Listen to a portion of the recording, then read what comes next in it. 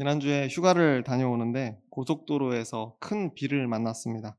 너무 거세게 내리는 비라서 차 안에서 가족들과 대화가 불가능할 정도였습니다. 그럴 때면 이제 긴장한 채로 그렇게 운전을 하게 되죠. 그래서 긴장하면서 서행 천천히 가고 있는데 터널을 만나게 됐습니다. 그러면 터널을 갑자기 만나게 되면 그렇게 조용할 수가 없습니다. 밖에서는 너무 시끄러운 그 비가 차창을 때리는 그런 소리를 듣다가 터널을 딱 만나게 되면 그때부터 갑자기 조용해집니다. 그러면서 안심이 되죠. 그렇게 한참 터널을 달리다가 이제 다시 '아 비를 맞겠구나.' 생각하면서 터널을 빠져나오려고 하는데 밖으로 나갔더니 땅이 말라 있는 겁니다. 큰 산을 사이에 두고 한쪽에서는 장대비가 쏟아지고 반대편은 비 한 방울 내리지 않는 그런 찜통 더위 속에 있었다라고 하는 겁니다. 그래서 이 비를 제가 그런 생각을 해 봤습니다. '산 이쪽 저쪽으로 반반씩 나눴으면 참 좋겠다.'라는 그런 생각을 한번 해 봤습니다. 한쪽에만 너무 몰아서 내리니까 거기서는 대화가 불가능할 정도로 큰 장대비가 내렸는데 반대쪽에는 비 한 방울 오지 않는 무더위가 있었다라고 하는 거죠. 그래서 그걸 좀 나누면 참 서로에게 좋지 않을까 생각하지만 그게 뭐 제 마음대로 되는 일은 아니겠죠. 이번 7 월부터 남부 지역에 가뭄이 시작되었고 지금까지도 많은 지역에서 가뭄 때문에 고통을 겪고 있습니다. 그런데 또 지난주에 거제도에서는 관측 이래 가장 큰 비가 내렸다라고 합니다. 3일 동안 900 밀리의 비가 내렸다라고 하는데 시간당 100 밀리 이상의 폭우가 쏟아부어서 이 거제도의 많은 부분들이 또 손실되고 유실되고 또 홍수로 많은 피해를 이렇게 입었습니다. 저희도 사실은 휴가를 거제도로 원래 첫날 휴가를 거제도 일정을 잡았다가 어 마지막에 고민하다가 그것을 뭐 날씨 때문이 아니라 그냥 고민을 하다가 제일 마지막 날 일정으로 바꿨는데 이런 폭우 피해가 생기게 되어서 저희가 되게 놀랐습니다. 그래서 어쨌든 이 거제도가 지금까지 이런 비가 내린 적이 없었는데 이 많은 비 때문에 굉장히 고통을 받고 있죠. 그래서 이때도 사실은 그런 생각을 했습니다. 한 곳에 이렇게 몰아내리지 않았으면 좀 골고루 퍼져서 이 비가 내렸으면 참 이게 단비였을 수 있는데 이렇게 집중호우로 내려서 여러모로 피해가 많이 발생했다. 또 비가 오지 않는 지역들은 또 오지 않는 지역대로 여전히 가뭄 때문에 힘들어하고 있는 그런 일들이 생기는구나라는 생각을 해 봤습니다. 그래서 뉴스를 보면 이번 비로 가뭄이 해갈된 그런 곳도 있긴 하지만 지역마다 편차가 너무 심해서 거제도처럼 물난리가 나거나 이게 물이 너무 빠르게 그러니까 비가 너무 많이 내리면 이 물이 빠르게 넘치게 되면 바다로 그냥 빠져나가 버리고 남지 않는 또 그런 현상도 있다라고 합니다. 그래서 가뭄 해소에는 이 단비 어느 정도의 양이 이렇게 편만하게 내리느냐 이것이 굉장히 중요하다고 하는데 이번에는 그런 측면에 있어서 이 비가 도움이 좀 덜 됐다라고 합니다. 그래서 여전히 비가 내리지 않아서 가문 지역은 힘들어하고 있다라고 하는 뉴스를 접했습니다. 우리가 이렇게 분석을 해 봐도 사실 비가 어떻게 내리느냐 하는 것은 우리 사람들의 손을 떠난 일입니다. 그래서 아쉬워도 어쩔 수 없는 일이 되겠죠. 근데 다만 우리들은 일단 비가 내리면 그 물이 모여 흐르는 그 물길을 손볼 수는 있을 겁니다. 그래서 우리가 흔히 보는 댐 그리고 저수지 또 강에 세운 보 이런 것과 같은 구조물들이 아마 그런 이 물길을 만드는 그런 우리의 나름대로의 지혜가 될 겁니다. 또 강 바닥을 파내기도 하죠.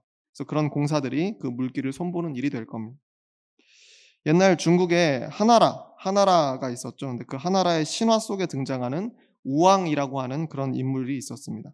그러니까 우왕이죠, 우왕. 그래서 이 우왕의 이 어떻게 보면 신화 속 인물이기 때문에 실제로 존재했는지 아니면 그에 대한 기록이 진짜인지 여부도 사실은 알 수 없습니다. 그런데 어쨌든 신화처럼 남아 있는 이 우왕이라고 하는 인물, 이 우왕의 최고의 업적으로 꼽히는 것이 바로 '물길을 잘 다스렸다.'라고 하는 겁니다. 그 덕에 이 하나라의 왕이 될 수도 있었고 백성들의 삶을 극적으로 구원한 왕으로 칭찬을 받았다라고 합니다. 서울에 있는 국립중앙박물관에 가면 대우치수도라고 하는 이름의 그림이 있습니다. 근데 이게 바로 이 우왕이 물길을 내는 장면을 그린 그런 그림입니다. 이게 기원전 2000년 정도 즈음에 있었던 일이라고 하는데 그때로 치면 우리나라 역사로 치면 고조선에 해당하겠죠. 단군 왕검이 아마도 2300 년경이었으니까 아마 300년 정도의 차이가 나는 그런 시대의 일입니다. 그러니까 정말 옛날 옛적의 일이죠. 신화처럼 그래서 지금 내려오고 있는데, 사실 이렇게 이 물길을 잘 틈으로써 이 백성들에게 칭송을 받았던 이 우왕의 아버지도 원래는 홍수를 막기 위해서 노력했던 국가 관료였다라고 합니다. 왕까지는 아니었지만. 그래서 이 우왕의 아버지의 일을 사실은 아들 우왕이 물려받은 것이나 마찬가지입니다. 근데 이 아버지는 실패했던 거죠. 물길을 만드는 데 실패했습니다. 그래서 아버지의 방법은 무엇이었냐면, 당시에 비가 열심히 내리면 그 비 때문에 많은 사람들이 홍수로 피해를 보니까 열심히 둑을 만들어서 물이 넘치는 것을 좀 막아보자라고 하는 그런 것을 중심으로 어떤 이 대책을 세워 나갔다는 겁니다. 그런데 결국에는 실패하게 되었죠. 그래서 그 물을 막지 못했습니다. 홍수를 막지 못했습니다. 그래서 그 모습을 커오면서 지켜봤던 이 아들이었던 우왕이 '아, 이게 틀어막는 것이 능사가 아니겠구나.'라고 생각을 했던 것 같아요. 그래서 오히려 '틀어막는 것이 아니라 물길을 더 잘 뚫어 줘야겠다.' 그렇게 전략을 세운 겁니다. 그래서 본래 흐르게 되어 있는 물의 이 본질과 속성을 이해하고 이것이 더 잘 흘러갈 수 있도록 그렇게 도와준 그런 정책을 핀 거죠. 그래서 강 밑바닥을 더욱더 깊이 파내고 산을 깎아서 바닥까지 물이 더 잘 흘러가도록 그렇게 만들었고, 또 거기에 큰 강 곁에 많은 작은 하천길들을 파서 물이 필요한 곳에 골고루 넓게 잘 공급되도록 그렇게 만들었습니다. 그래서 홍수를 막았을 뿐만 아니라 가뭄도 함께 해결했다라고 하는 겁니다. 이게 기원전 2000년경에 있었던 이야기입니다. 지금으로부터 한 4000년 전에 있었던 이야기죠. 대단한 일을 해낸 겁니다. 그래서 이때 생겨난 한자가 바로 다스릴 치입니다. 다스릴 치. 그래서 이 한자의 어떤 모양을 보면 물수변을 가지고 있죠. 그리고 별태라고 하는 이 글자, 두 글자가 결합되어 있는데, 결국 물을 잘 흐르게 해서 백성들을 기쁘게 했다라고 하는 의미로 이 치라고 하는 글자, 다스릴 치라고 하는 글자가 이때 생겨났다는 겁니다. 특히 어떻게 보면 이 통치하다, 또 정치하다라는 말 우리가 자주 접하게 되는데, 거기에 나오는 이 치가 바로 이 다스릴 치입니다. 그래서 어떻게 보면 이 다스릴 치라고 하는 글자는 바로 물이 원래대로 잘 흐르도록 물길을 잘 내는 것에서부터 이 말이 생겨났다라고 하는 거예요. 특히 지금 우리가 살아가는 시대에 있어서 정치라고 하는 것이 참 중요하죠.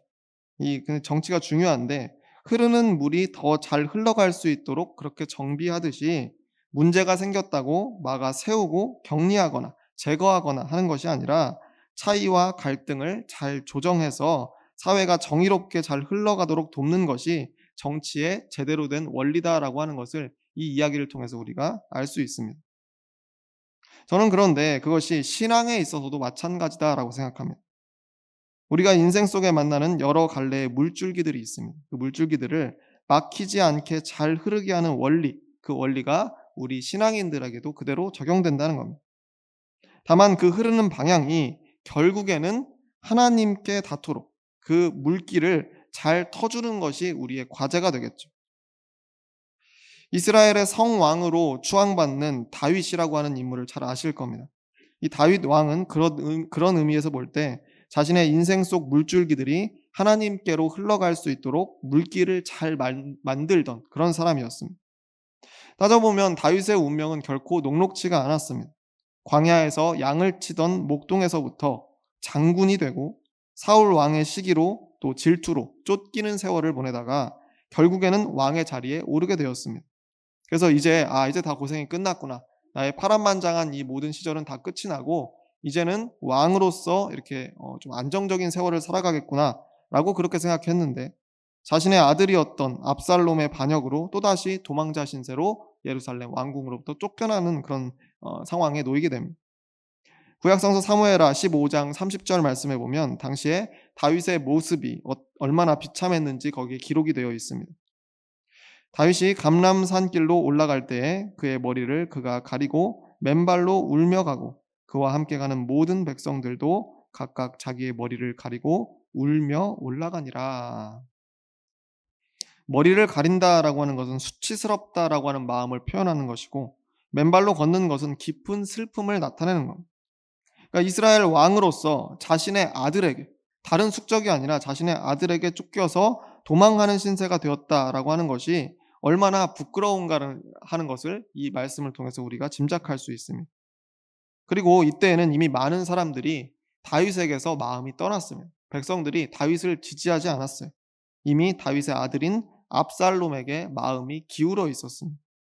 물론 다윗을 지지하는 사람들이 남아 있기는 했지만 수적으로 너무나 적었던 상황이죠. 그래서 전에 사울에게 이 다윗이 쫓길 때 그때에는 오히려 지지층이 많았습니다. 그래서 그때와는 상황이 전혀 다른 거죠. 그때는 오히려 대부분의 백성들이 다윗을 사울 왕보다 더 지지하고 좋아하던 그런 시절이었습니다. 그래서 도망자 신세이긴 했지만 많은 사람들에게 알게 모르게 많은 호의를 또 응원을 아마 받았을 겁니다. 그런데 지금은 도망 중에 혹시 호의를 베푸는 사람을 만나더라도 의심부터 일어나는 그런 상황이 된 겁니다. 이미 인기는 다 떨어졌고 아들 압살롬의 반역이 성공한 셈이 되었기 때문에 도망하고 있는 이 시점이 굉장히 비참했다라고 하는 거예요.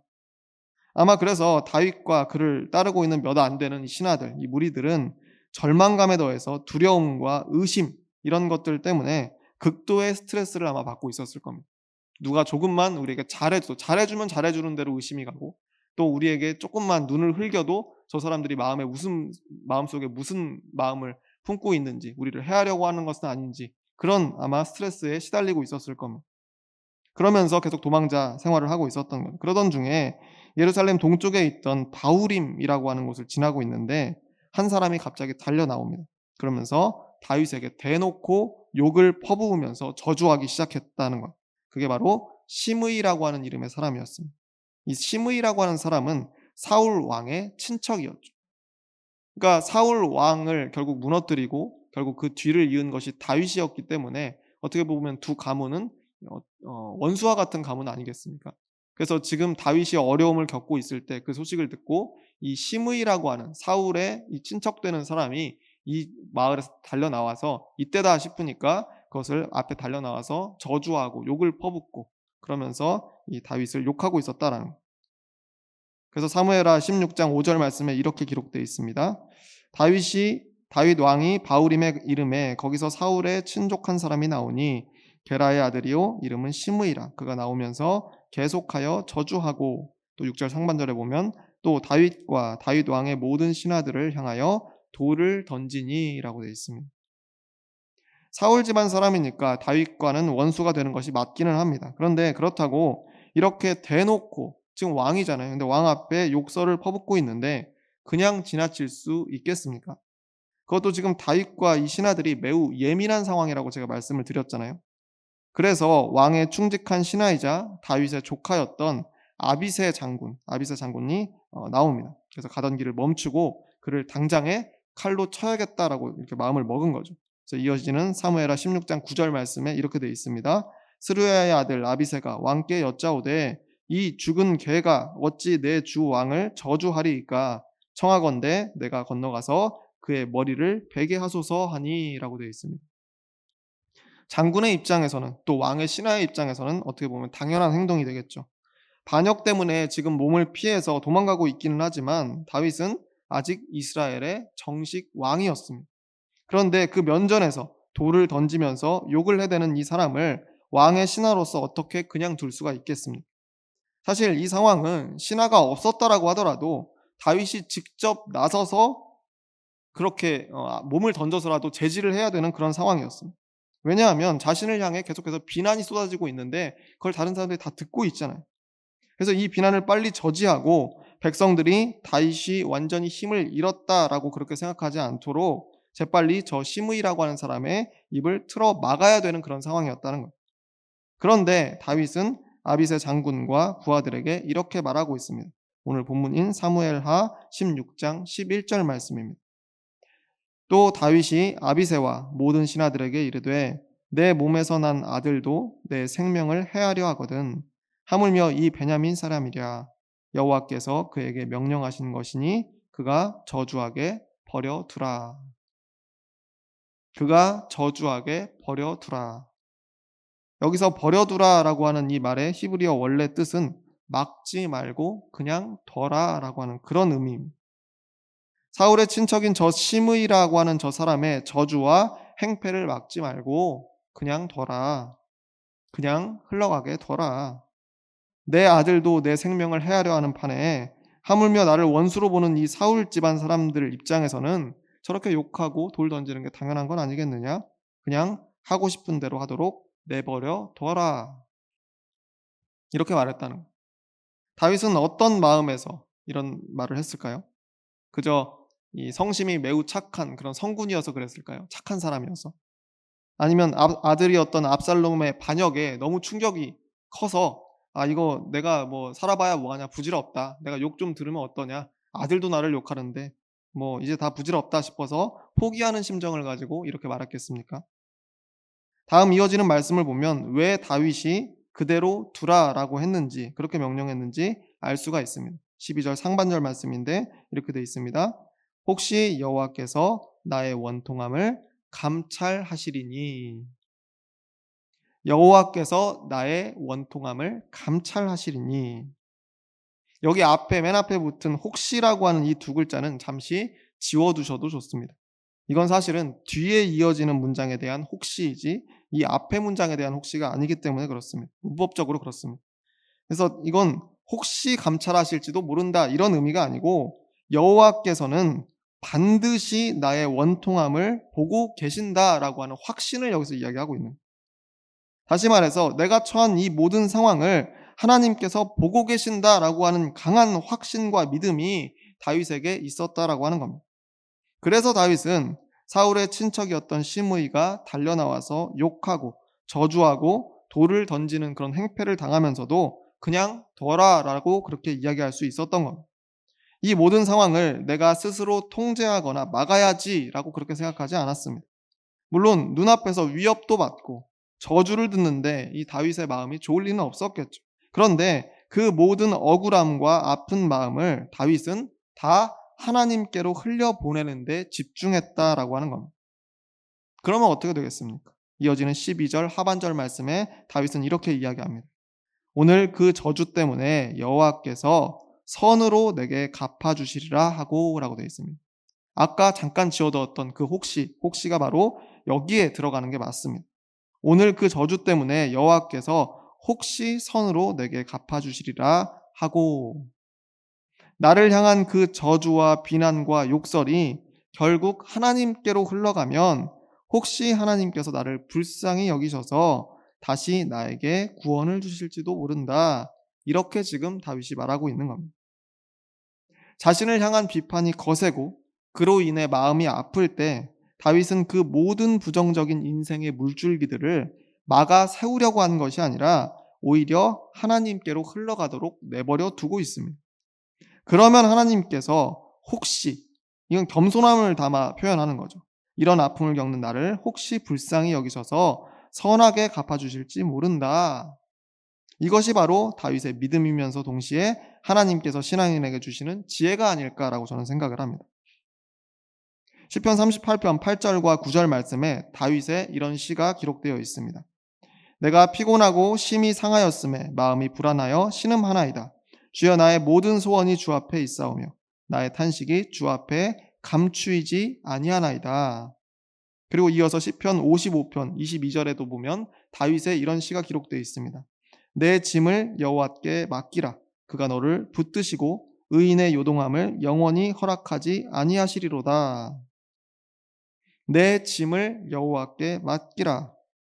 주여 나의 모든 소원이 주 앞에 있사오며 나의 탄식이 주 앞에 감추이지 아니하나이다.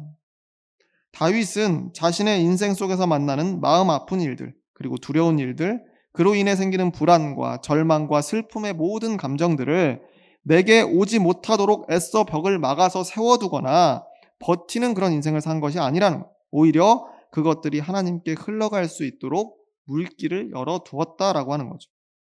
저는 이 다윗의 모습이 인생의 어려움에 대처하는 신앙인으로서의 모범적인 모습이 아닐까라고 그렇게 생각합니다. 그래서 우리가 이 모습을 기억해야 되는 거죠. 신약시대로 넘어가면 하나님께로 물길을 잘 터놓은 또 한 명의 신앙인을 만날 수가 있습니다. 바로 사도 베드로입니다. 약간 우린 다윗을 봤지만 이번에 신약성서에서는 사도 베드로를 우리가 그 모범으로 볼 수 있습니다. 베드로는 어떤 사람입니까? 다혈질의 사람이었죠. 그런데 예수님께서 부활하시고 승천하신 후에 그런 사도로, 진정한 사도로서 거듭났습니다. 예수님의 복음을 담대히 전하면서 여러 기적들을 일으키기도 했는데 사도행전 3장에 보면 이런 이야기가 나옵니다. 사도행전 3장 2절 상반절과 6절, 7절 말씀에 이렇게 되어 있습니다. 나면서 못 걷게 된 이를 사람들이 메고 오니 베드로가 이르되 은과 금은 내게 없거니와 내게 있는 이것을 내게 주노니 나사렛 예수 그리스도의 이름으로 일어나 걸으라 하고 오른손을 잡아 일으키니 발과 발목이 곧 힘을 얻고 라고 되어 있습니다. 여기서 베드로는 태어날 때부터 걷지 못하던 사람을 단번에 고쳐서 세우고 뛰어다닐 수 있게 만드는 기적을 베풀었다라고 하는 거예요. 이 사람은 성전 미문에서 늘 구걸하던 사람이었기 때문에 모든 사람들이 다 기억하고 있는 그런 사람이었습니다. 태어날 때부터 걷지 못하던 사람. 그런데 베드로가 이 사람의 손을 잡아 일으키는 이 장면을 모두가 목격하게 되었다라고 하는 거예요. 다 사람들 보는 데서 이 일을 행했다는 거예요. 물론 여기서 베드로가 한 목소리가 있죠. 예수 그리스도의 이름으로 일어나 걸으라 라고 말했겠지만 그 목소리를 누가 다 들었겠습니까? 사람들에게는 멀리 있는 사람들에게는 전혀 들리지 않았을 것이고 대부분의 사람들은 베드로가 손을 잡아 일으키는 장면을 보면서 베드로를 주목하기 시작했을 겁니다. 야, 이거 대단한 일이다. 저 베드로라는 사람이 지금 대단한 사람이 되었다. 그 예수에게 있던 그 기적의 힘이 저 수제자라고 불렸던 베드로에게 전수되었나 보다. 대단한 능력이다. 날 때부터 걷지 못하던 자를 단번에 일으키더니 뛰어다니게 만들었다. 이건 듣도 보도 못한 놀라운 기적 아니냐? 엄청나다. 이렇게 삽시간에 소문이 퍼지지 않았겠습니까? 야, 베드로가 그랬대. 우리가 알던 그 베드로가 그렇게 했대. 괜히 수제자라고 불리는 게 아니었어. 괜히 예수님 바로 옆에서 따라다니던 게 아니었어. 그 능력을 이렇게 받으려고 그랬나 봐.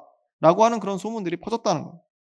그런데 정작 베드로는 사람들의 이런 수군거림을 듣고 이렇게 대답했습니다.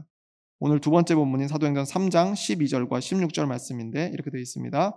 베드로가 이것을 보고 백성에게 말하되 이스라엘 사람들아 이 일을 왜 놀랍게 여기느냐? 우리 개인의 권능과 경건으로 이 사람을 걷게 한 것처럼 왜 우리를 주목하느냐? 그 이름을 믿음으로 그 이름이 너희가 보고 아는 이 사람을 성하게 하였나니 예수로 말미암아 난 믿음이 너희 모든 사람 앞에서 이같이 완전히 낫게 하였느니라. 베드로 개인의 능력을 주목하고 칭찬하던 그런 사람들에게 베드로는 왜 우리를 주목하느냐? 왜 나를 주목하느냐? 왜 나를 바라보고 있느냐? 왜 너희는 마치 우리 개인의 권능과 경건으로 이 사람을 걷게 한 것처럼 그렇게 오해하고 있느냐? 라고 그렇게 되묻고 있습니다. 그러면서 이 사람을 성하게 한 것은, 이 사람을 낫게 한 것은 예수로 말미암아 난 믿음이지 내 능력이 결코 아니었다라고 그렇게 말하고 있는 거예요.